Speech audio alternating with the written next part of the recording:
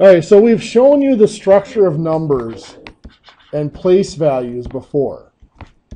And I'd mentioned that place value is one of those fairly simple concepts that people tend to undervalue its importance to math. So as we look at our place values again, just a review here. We start out, this is the ones place, the tens place, the hundreds place, 1,000s, 10,000s, and so on. But what's really happening there, now that we've seen our exponents, is this is the 10 to the 0 place. We have what's called a decimal or base 10 number system.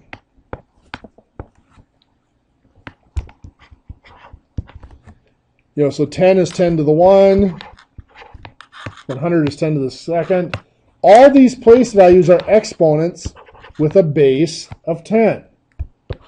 10 to the 4th is 10,000. 10 to the 5th would be the 100,000s. 10 to the 6th would be the millions. And I've showed you before how if I take a number like 5,274, that we could write that out in expanded form as 5,000s plus 200s plus 7 10s. But we could also write it as 5 times 10 to the 4th, or sorry, 10 to the 3rd, I should say, plus 2 times 10 to the 2nd, plus 7. We don't have to do 10 to the 1st. We'll just write 10 because the 1 is implied. And then plus 4. We could do times 10 to the 0, but since 10 to the 0 is just equal to 1, we'll just leave it as 4. And we have that equivalent with our algebraic numbers. We might have 4x to the 3rd. That's 4 times x to the 3rd, plus 7x squared, plus 3x, plus 9. And when I write them over under like this, beside each other like this, you can see the similarities. Here, the powers of x are just the place values of the digits. Now there's a little bit of different terminology here.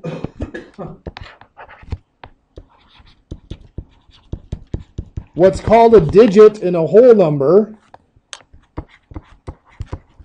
is called a term in an algebraic number.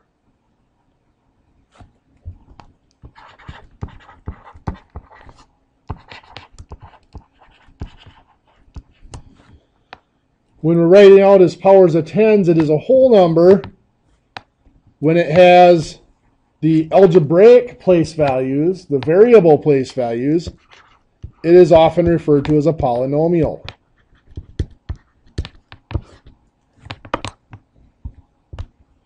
So this up here on top would be referred to as a 4-digit whole number. This on bottom here is referred to as a 4-term polynomial.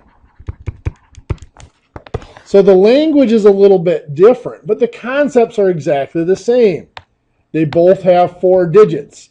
They both have place values going from 10 to the 0 or x to the 0 up to 10 to the 3rd or x to the 3rd. And they are both put in what we call descending order. And what that means is we go from the largest powered place value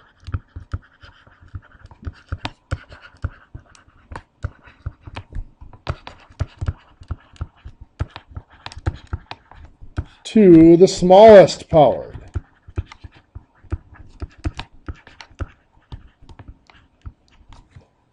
So we go from 10 to the 3rd down to the 10 to the 0.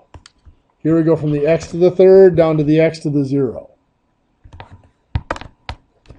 A lot of textbooks talk like that descending order is something that's unique to polynomials, but it isn't. It is, every number is written that way. We go from the largest power place value down. The difference is, well, there's two big differences we've pointed out before, is polynomials must always be in long form or expanded form, because the place values have to be written explicitly. They're not implied by the position. In a whole number, those place values are implied by the position of the digits. We can abbreviate it like this here. 5274, we know that is 5,274. We cannot do that with a polynomial. Also in a polynomial is each digit is free to be positive or negative on its own. Here I made all four of those digits positive, but it doesn't have to be. We've mentioned this before. In a real number, if it's negative, it's not a whole number anymore. But in an integer, if I have negative 293, well, that is a negative 200s and a negative 9 tens and a negative 3 ones. In a polynomial, each digit can be positive or negative all on its own. I can have 7x squared minus 9x plus 3. Only the x digit there, the x term, is negative. All the other two digits are positive. And then, of course, with a polynomial, there's no carrying or borrowing.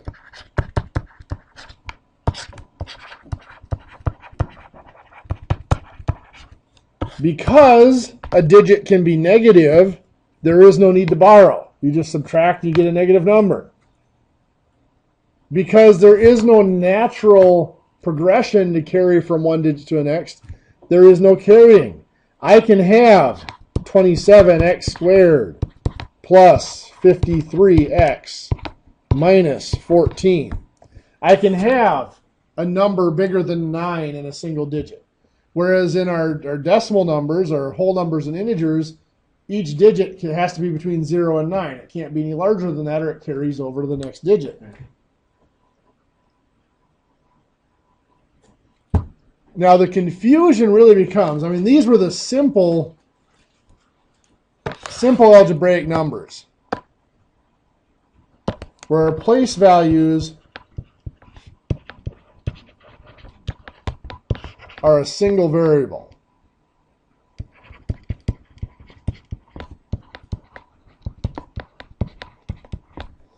It is possible to have 3x plus 12y. Well, now how do we put that in descending order, because there's two different variables? Descending order according to x would be just the way it's written. Because this is x to the 1 and this would be x to the 0, right? There's no x there.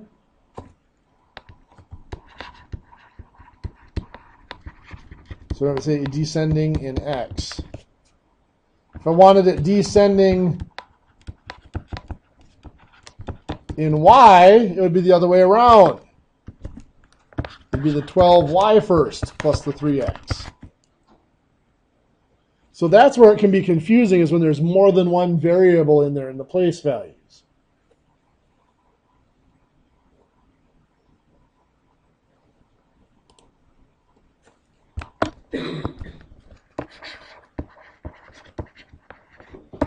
We talk about something called degree.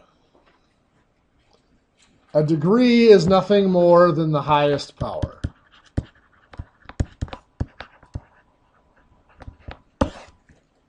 So if I have that 7x squared minus 3x plus 31, the degree here is simply 2, because that's the highest power.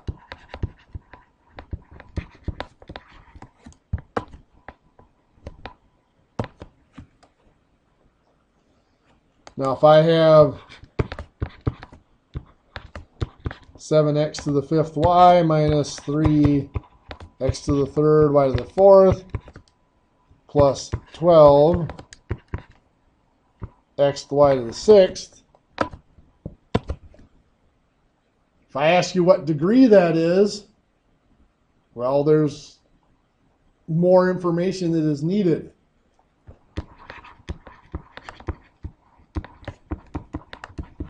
The degree in x would be what? What's the highest power of x? 5. The degree in y would be 6. If they don't specify, you end up taking the largest one, 6.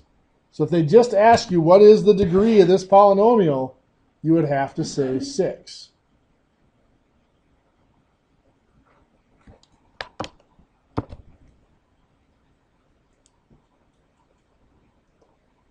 I won't do that to you on a test, but there might be some in the homework that pop up like that.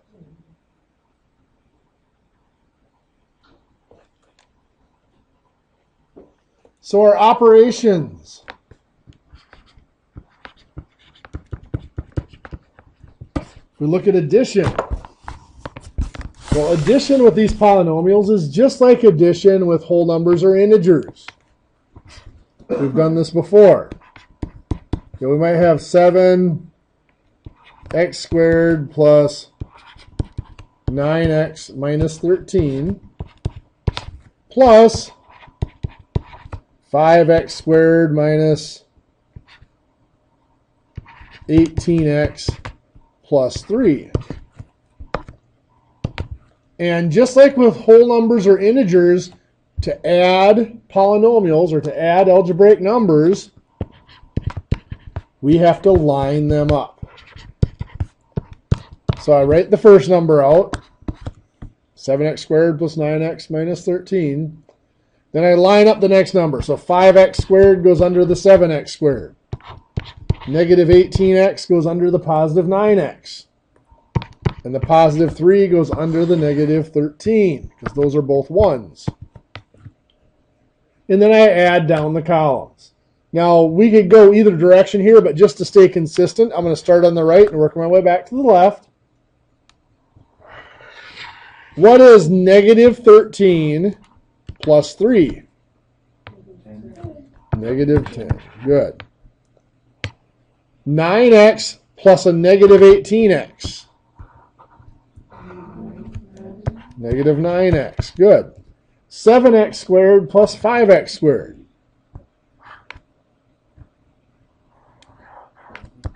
12x squared.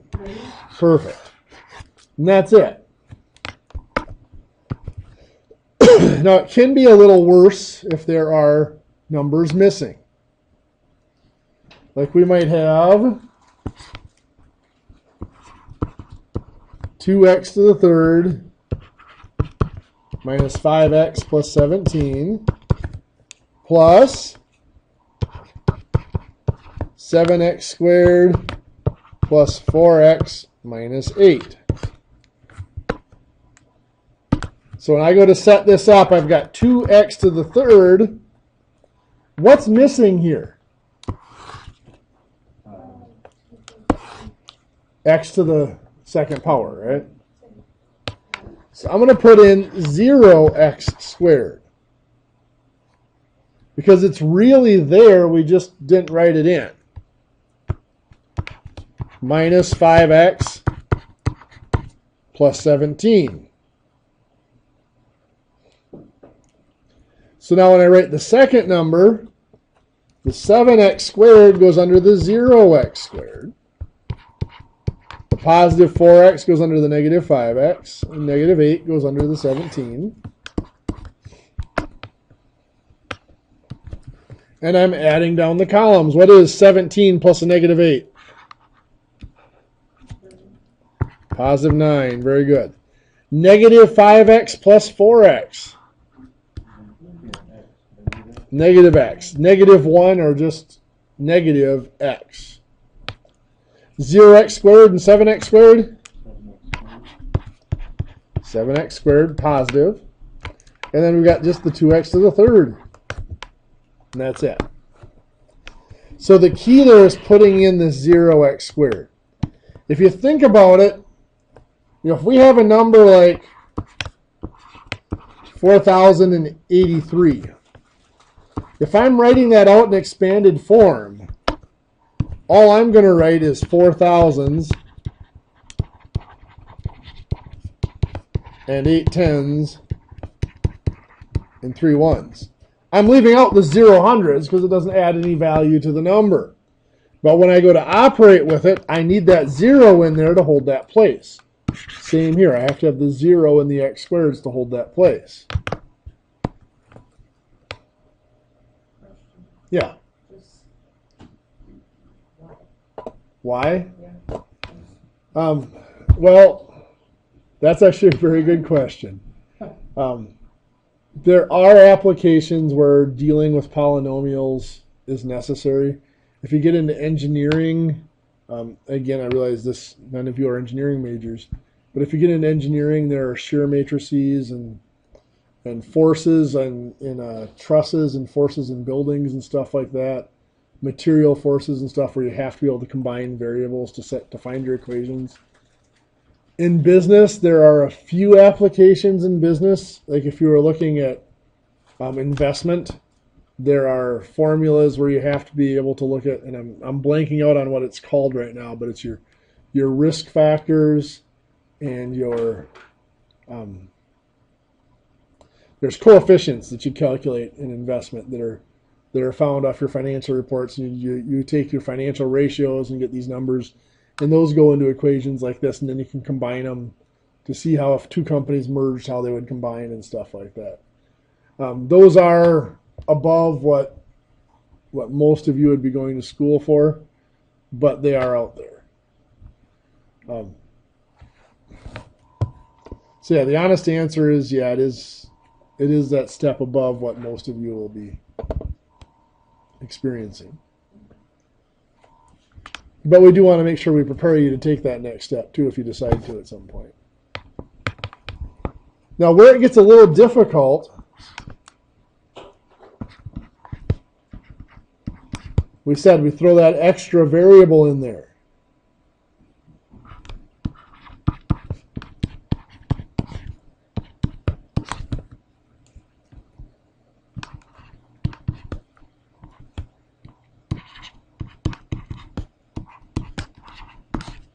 Something like this. The question really becomes, where do you leave the holes? Where do they belong? What I would normally do on something like this is I would just write the first one out. 15xy minus 3x plus 7. Then the second number, I would just line them up. The 5y, there's nothing here that lines up with 5y, so I'm going to put 5y over here in its own column. If I wanted to, I could put like a 0y up here to fill that place, but I don't have to. Negative 8xy obviously has to go below the 15xy, and the positive 2 will go below the 7. Now again, if I felt like it, I could put a 0x in there just to fill in that place. So now I can combine. I got 7 and 2 make 9. Negative 3x and 0x. Negative 3x. 15xy and negative 8xy. You got the right idea of it. 7. So positive 7xy. And then 0y and 5y is 5y. Now, if you were asked to put this in descending order according to y, there's an issue because this is a y and this is a y. Which one has a higher power? They're both y to the 1, aren't they? So this one, it'd be kind of tough. I would personally leave it like this. I think a regular y has more precedence than an xy. But as you're going through my math lab, just be aware that there's some ambiguity as to which one's the highest power. Yeah, I had a problem with homework yesterday where they wanted it answered a certain way. I had the right answer, the A and B, but they wanted the A and B flipped around a certain way. Oh, gotcha. Yep. And I knew I was right, and I kept hitting final. They wanted the A first and the B second. Yeah. They wanted an alphabetical order. Yeah. That's one of the weaknesses of my math app. Now, on a homework, don't worry about it, because on a homework, you get credit for doing the effort, putting in the time. If that happens on a quiz, send me a message, and I'll go through and I'll recheck those and I'll regrade those. All right. Thank you. Yeah. Like especially like in our business math course that many of you will take in the fall. I use my math lab for that course too because I teach it over the network. And when we get into annuities and investment, well, there's several different ways you can calculate annuity. You can use an annuity table or you can use an annuity formula. And to me, the formula is easier because you don't always have the table with you. But if you use the table, you'll be 5-6 cents different from what if you use the formula. Because the table only goes out so many digits. So that's the same thing. I have to actually go through my math lab and grade all those by hand because of that difference. Okay, well, let's look at subtraction. We might have 7x squared minus 3x plus 12 minus 9x squared plus 14x minus 7. When we go to subtract, this is where it can be kind of tricky.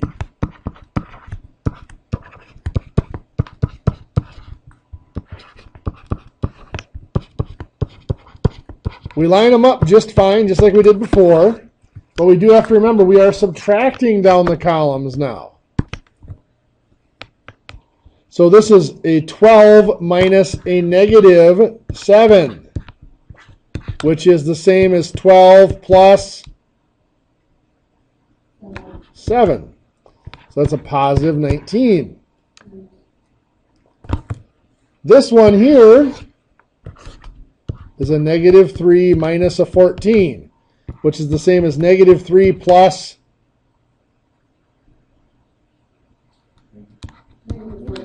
negative 14. So from 0, we got negative 3 and negative 14 both go in the negative direction.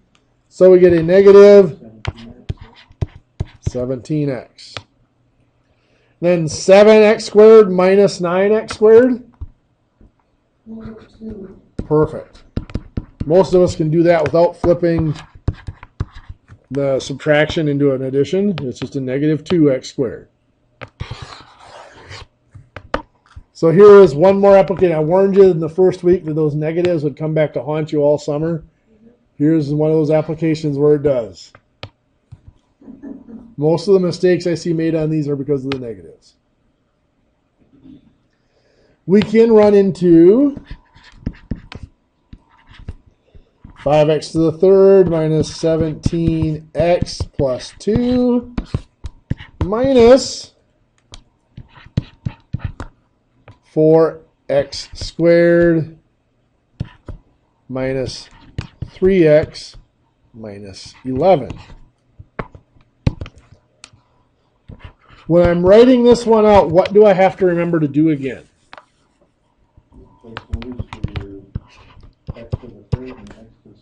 Perfect. There is no x squared in this first number, so I have to put in that 0x squared. That's a negative 17x coming next, so I gotta get that.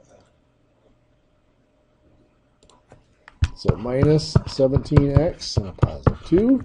So now that my 4x squared can go under the 0x squared, the negative 3x under the negative 17x, and my negative 11 under my positive 2.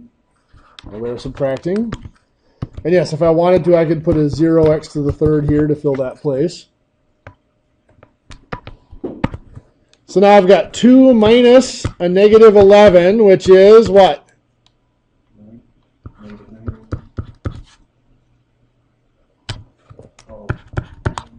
It's positive 2. Yeah, 2 minus a negative 11 becomes 2 plus 11. I know I preach on this one a little bit, but when there's negatives in there and you're trying to subtract, always change it to plus the opposite. Because if you change it, this one's pretty clear. This one is really confusing.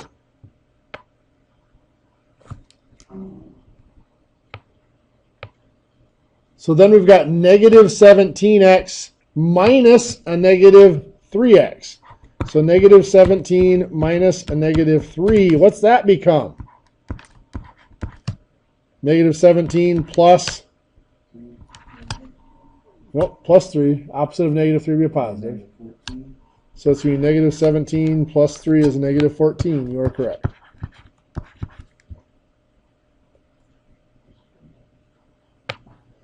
This next one isn't so bad. 0 minus 4. Negative 4x squared. And then 5x to the third minus 0 is 5x to the third. So yeah, when you are subtracting, again, really the only difficulty is the negatives. Make sure you're changing them over. Or if you're good with the negative key on your calculator, you can use them to double check your work. You know, a lot of people do that. They forget that calculator is there, or they think they've got to do everything out by hand. The calculator is there. It's there as a tool, especially something like that where it's something you know you're going to struggle calculating. Use that calculator to double check to make, at the very least, make sure you've got the right answer. So then we've multiplied, and we've done several things like this. In fact, we might put them in parentheses instead of putting the multiplication symbol in there.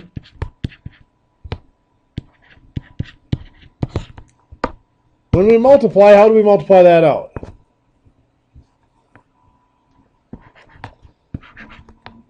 I multiply the counts first. So 7 times 11 is 77. And then we do each name separately. So what do we get for x? X to the 8th. Very good. X to the 5th times x to the 3rd. The appearance is you add the powers. So 5 plus 3 is 8. And then y to the 5th. Good. Y squared times y to the 3rd. Again, the appearance is you add the powers. So 2 plus 3 is 5. Bless you. And we've looked at things like this, but I'm going to make it a little more complex this time.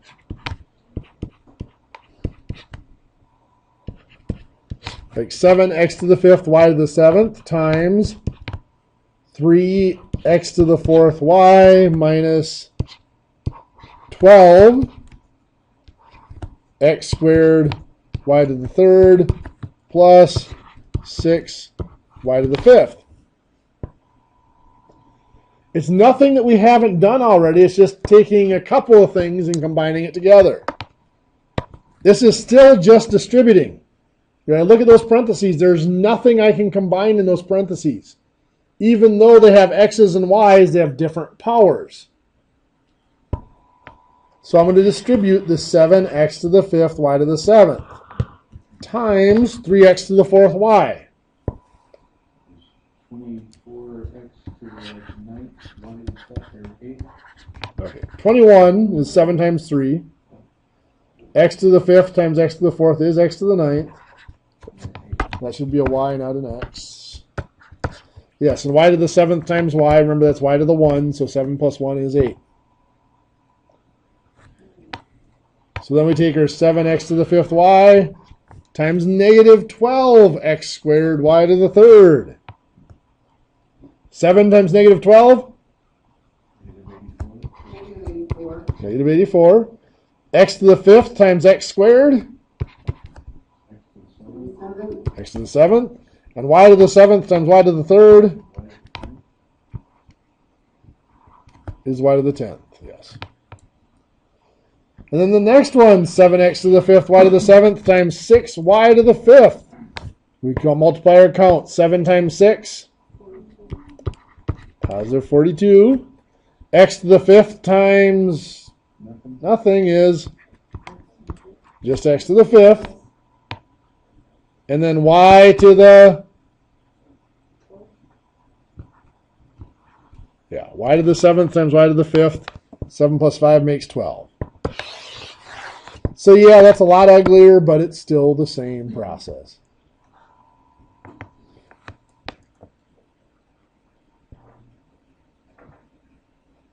And then we looked briefly at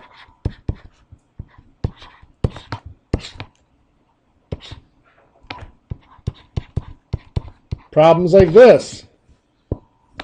3x minus 2 times 4x plus 5. We're multiplying two two-digit numbers, or two multiple-digit numbers. Sometimes called a binomial times another binomial. Bi, of course, means 2, and the nomial is kind of off the polynomial.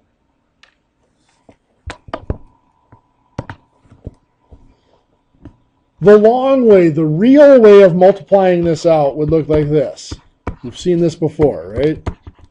We write out the digits. We're multiplying. And I start with the last digit, or the last term of the bottom number. 5 times negative 2 is negative 10. And 5 times 3x is 15x. When I move over to the next digit, usually we have to leave a blank space here. 4x times negative 2, negative 8x, that has to go under the 15x. And 4x times 3x, 12x squared. 12x squared. Good. So now we just add together. We got the negative 10 with nothing is just negative 10. 15x and negative 8x.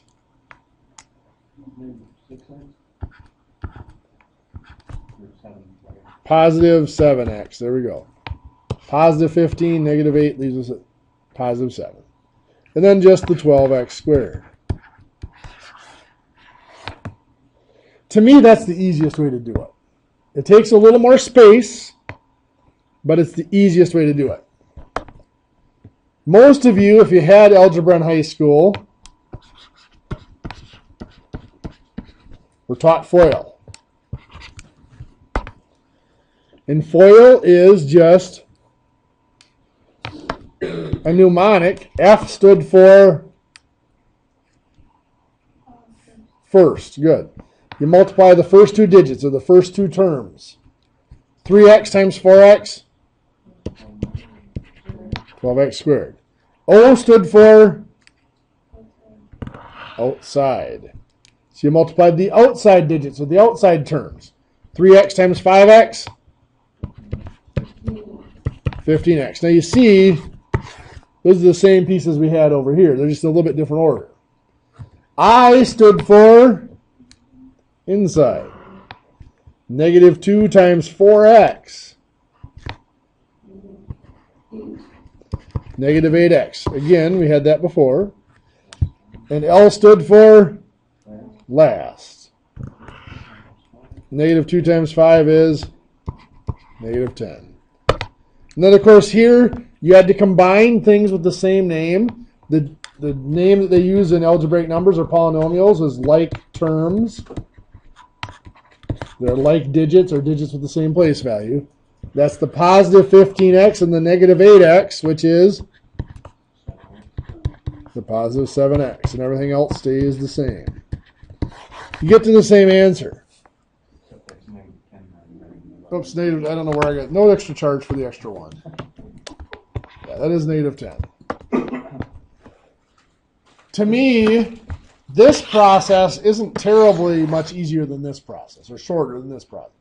This process is actually easier to me. This one, I think, takes up almost as much room, and it's not as intuitive. When you're done, you have to remember to combine your actions. You got to remember to combine them. Here, they're lined up, so you're going to combine them because you would normal multiplication. The other thing is, FOIL only works if you have two binomials, two-digit numbers. What if you have a binomial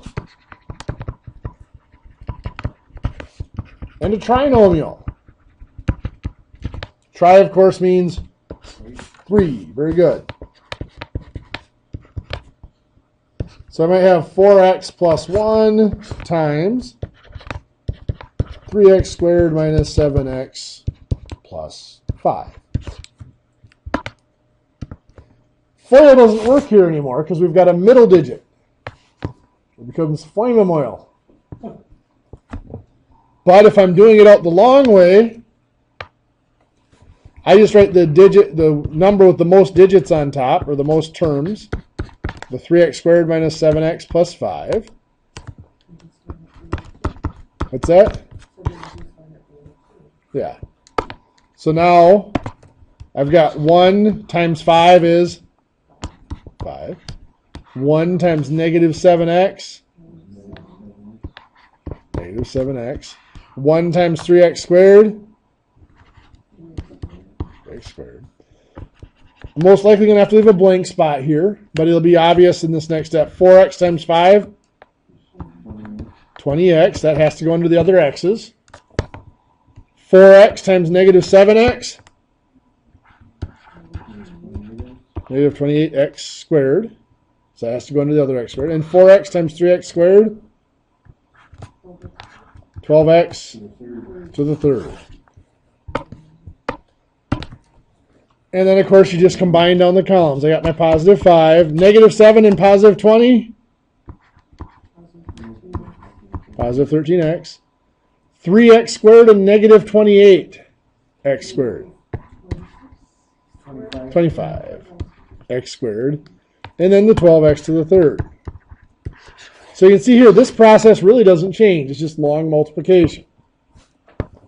You could still use the modified FOIL process over here, where you would do 4x times 3x squared is 12x to the third. 4x times negative 7x is negative 28x squared. And 4x times 5 is 20x. And you can see you get the same terms. 12x to the third, negative 28x squared, 20x. They're all there. 1 times 3x squared, positive 3x squared. Notice I'm writing it down below this time. When I do FOIL, that's what I always do to modify it. Rather than writing it out as a straight line like this, I would have moved the negative 8x and put it down here so that I know I'm going to add them up. My 1 times negative 7x is just negative 7x. And 1 times 5 is just 5. And by doing that, by writing them underneath each other, if they're the same term, it forces me to have to add them together. And I do get the same result.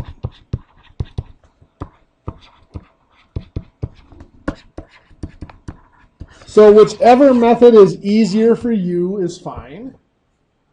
If it's two binomials, FOIL is probably the easiest way to go.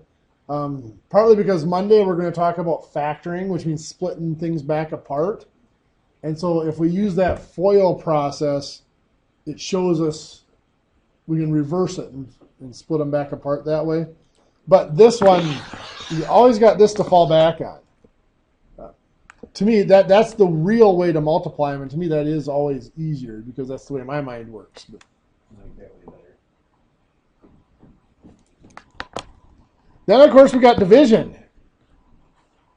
We've done single-digit division, so I'm not going to mess around with that.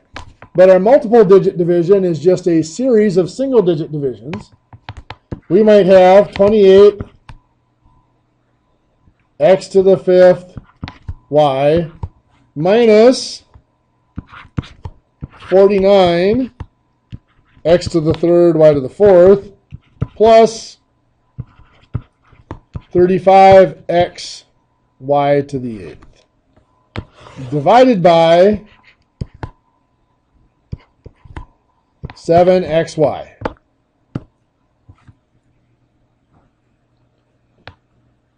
All I am doing is dividing each digit separately. So I've got 28 x to the fifth y divided by 7xy. What's 28 divided by 7? 4. X to the fifth divided by x. X to the fourth. And y divided by y cancels out. They're divided out. Just like dividing any other two, algebraic terms that we've seen before. Now I move to the next digit. We do have to remember that's a negative 49 x to the third y to the fourth. So negative 49 divided by 7? Negative 7. X to the third divided by x? X squared. Y to the fourth divided by y? Y to the third. Then the last digit, 35x y to the eighth divided by 7xy. 5. X divided by x. Cancels out. Y to the seventh. Good. This is y to the 1, so 8 minus 1 is 7. And that's it. I keep doing that to myself when we're multiplying. Yeah. And the powers, I keep screwing up and subtracting and adding in the wrong spaces. So. Yeah. Remember, you can always go back to the definition of multiplying. You know, x squared times x to the fifth. That's x squared. That's x to the fifth. If I'm multiplying, I'm combining them. Right. So I now have 7 of them, so that's x to the seventh. Right. If it's the other way, x to the fifth divided by x squared, I have 5 x's there and 2 x's here. They're reducing them like a fraction, canceling out. So when you divide, you're going to subtract. When you multiply, you're going to add. Okay, we also have word problems to deal with. These are actually a little simpler than what I think most of the algebraic calculations are. But we might have something like Steve is 6 years older than Pete.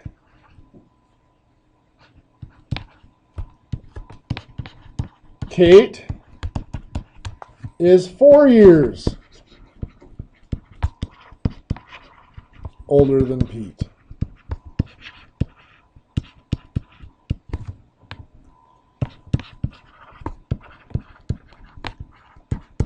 The sum of their ages is 28. Find each age. Find the age of each person. Well, I have Steve. When I get into word problems, you'll find I either draw pictures or I write out stuff. And that helps me keep track of what I'm doing. So in this problem, I've got the names in the order they came up in the problems are just Steve, Pete, and Kate. I can't have 3 variables. I can't have S, P, and K as variables. I can only have 1 variable. That's all we know how to solve for so far. But so I have to write 2 of them at least in terms of another one. Well, Steve is 6 years older than Pete, which means I can write Steve in terms of Pete, can't I? So I'm going to let Pete's age be X. What would Steve's age be? X plus 6. He's 6 years older than Pete. Kate is 4 years older than Pete. How would I express Kate's age? X plus 4. The sum of their ages is 28. What does that mean? I add them up to get 28. So Steve's age is X plus 6. Plus Pete's age is X. Plus Kate's age is X plus 4. That adds up to 28. Any questions so far? Okay. What's next? Well, we can add the 6 and the 4, yep, which is going to be positive 10. Yeah, so X, X, and X make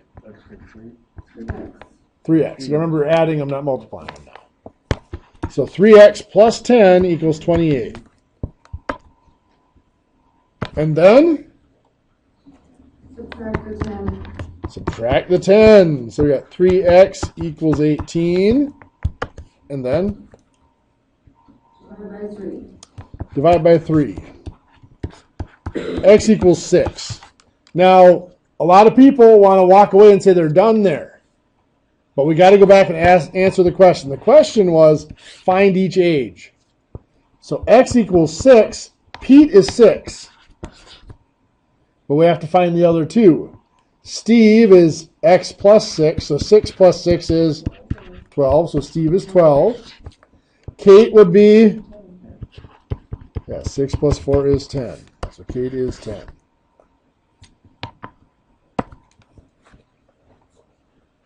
Be careful in my math lab, by the way. They a lot of times will give you a question like this and they'll ask for Steve's age first. People get it wrong because they'll put in 6 because they got x equals 6. That's the first age, right? But it's not Steve's age, it's Pete's age. So make sure you're keeping track of that. We've done perimeter problems with rectangles. We're going to turn up the heat a little bit this week. We've done, a rectangle with perimeter of 34 has a width of 7. Find the length. This is the type that we've been doing. So we got perimeter equals 2L plus 2W. We know the perimeter is 34. Find the length. So we're looking for L. 2W, the width is 7. So W is 7. So 2 times 7. And we solve that.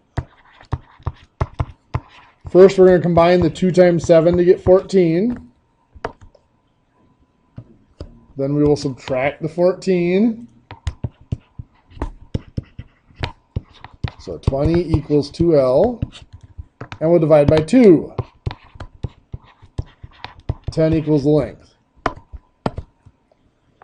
Well, our next step is going to look at problems that look like this. A rectangle has a length that is 5 more than its width.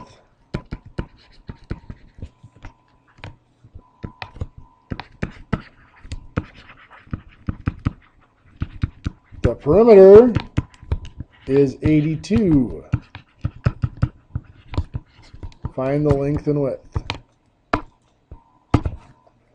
Well, this one, it might be useful to draw out the rectangle. We've got the length and width of our rectangle.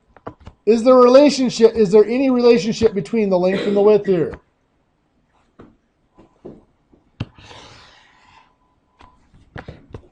The length is 5 more than the width. What does that mean for the length? W plus 2. W plus 5. Yeah. So we have perimeter is 2L plus 2W. We're going to plug in. The perimeter is 82. 2 times L. Well, L is going to be W plus 5. Notice I put it in parentheses because the whole thing gets multiplied by the 2. Plus 2W is just going to be 2W. And now I only have one variable here, so I can solve this. What's the first thing that has to happen? We have to multiply the 2 by the parentheses, distribute the 2. So 2 times W, 2W, yep. And then 2 times 5, plus 10. And we still got the other 2W. There you go. The 2 W's get added together to make 4W. And then subtract the 10. 72 equals 4W. And then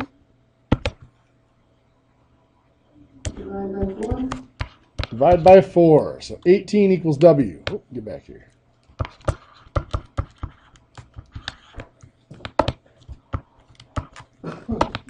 18 equals W. Now again, it's tempting to stop there, but we have to answer the question. The question said, find the length and width. So W is 18, so the width is 18. The length is W plus 5. So 18 plus 5 is 23 is the length.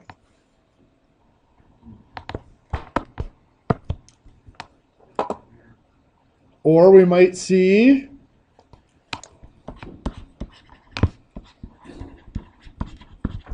the length of a rectangle is 3 times the width.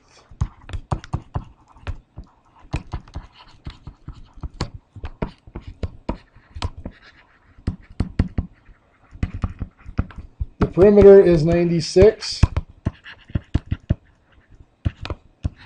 Find the length and the width. So again, I'm going to draw my rectangle. Got my width and my length. What's the relationship this time? Length is W times, times 3. W times 3 or just 3W, we'll write it as.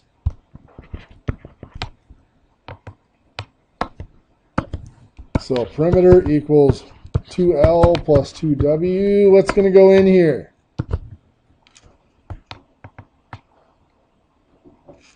P is going to be 96. L is going to be 3W, so 2 times 3W, yep. Plus just 2W. W is still W. Yep, perfect. Now what do we have to do before we start to solve? Multiply the 2 by the 3W. Perfect. 2 times 3W is 6W. 6W. And then? Divide 8 by 90, or add the 2 together. Add the 2 together. Very good. 6W and 2W make 8W. And then you had the next step there already. What is it? Divide by 8. Divide by 8. Very good.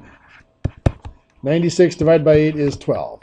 So W equals 12. The length is 3W, so 3 times 12 is 36.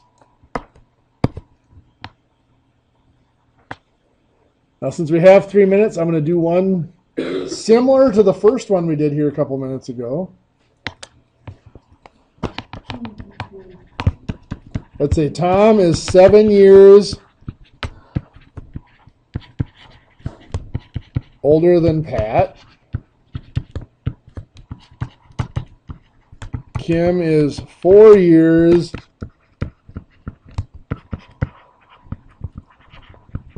younger than Tom.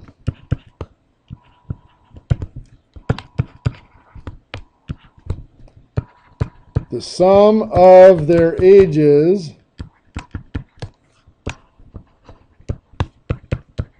is 34.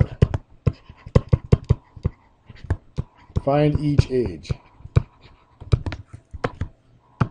So I've got Tom, Pat, and Kim. I want to use a variable to express their age. Now in my first line up here, Tom is 7 years older than Pat. So that would imply that I'm going to let, which one am I going to let be X? Pat. And Tom would be X plus 7. X plus 7. That part's the same. Where we have to be careful is this next line. Kim is 4 years younger than Tom. So Tom's age is X plus 7, and Kim is 4 years younger than that. X plus 7 minus 3, which we can combine to be what? 3. Careful, X plus 3, right? I said minus 3, but it's actually 7 minus 4. So X plus 7 minus 4, not minus 3. So yes, it is X plus 3.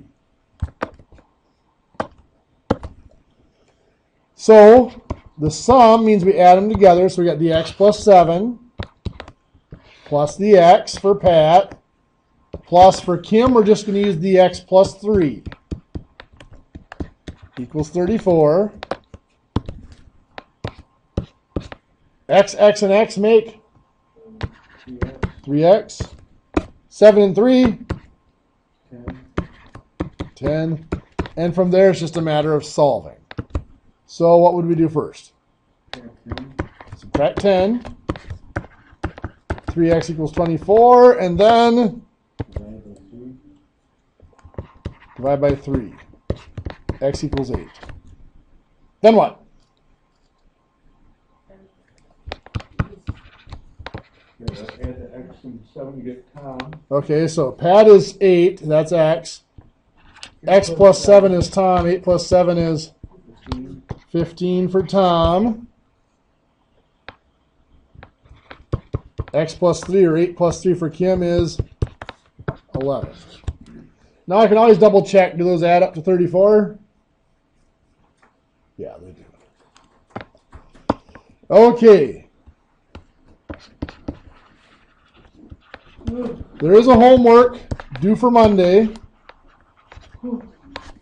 There is a quiz. I think it's quiz 7. If I remember right, that is optional.